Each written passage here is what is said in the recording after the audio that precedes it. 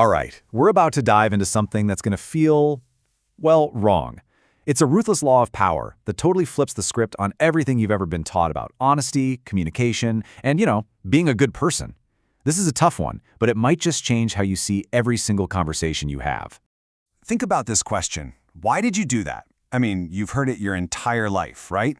From your parents when you were a kid, your teachers in school, your boss just last week. And from the second you could talk, you were trained to have an answer.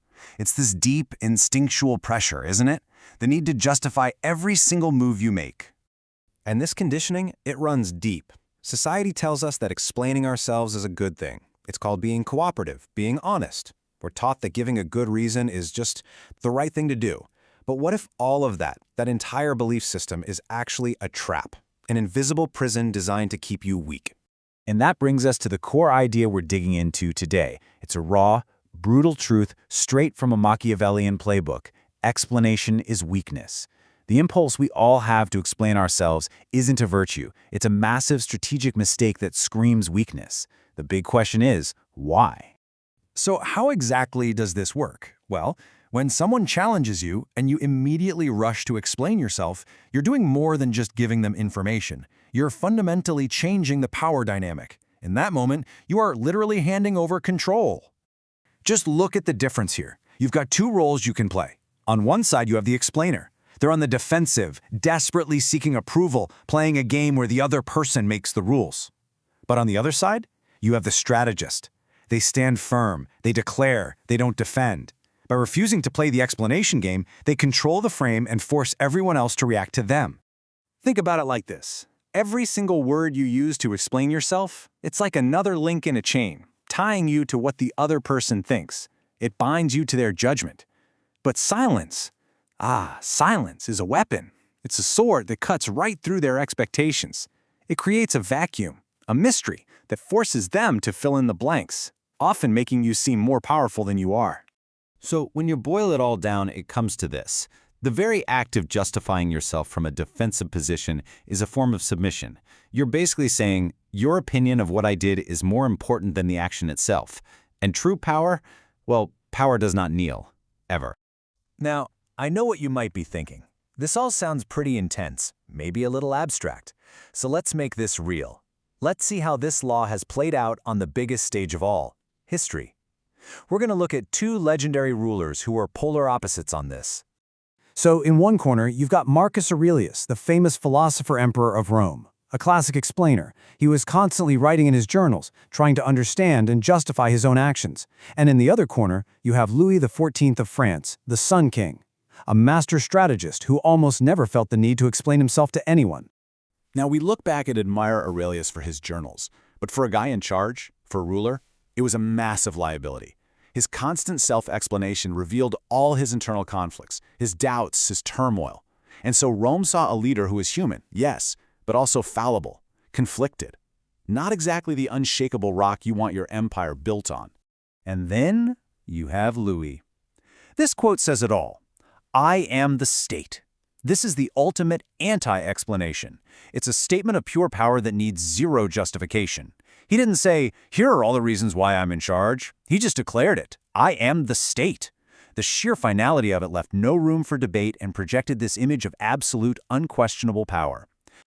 Okay, so a 17th century king, big deal. How does any of this apply to us right now? Well, the exact same traps exist all around us today. In the office, in our relationships, even just scrolling online. Seriously, think about it. When a CEO gets caught in a scandal and holds a long, rambling press conference, do they look powerful? No, they look desperate. When a politician gets attacked online and writes a massive thread defending themselves, what happens? They just give their enemies more ammo to use against them. And in a personal argument? The person who keeps saying, no, that's not what I meant, let me explain, they're the one who ends up looking guilty, right? See, this is what we call the explanation trap.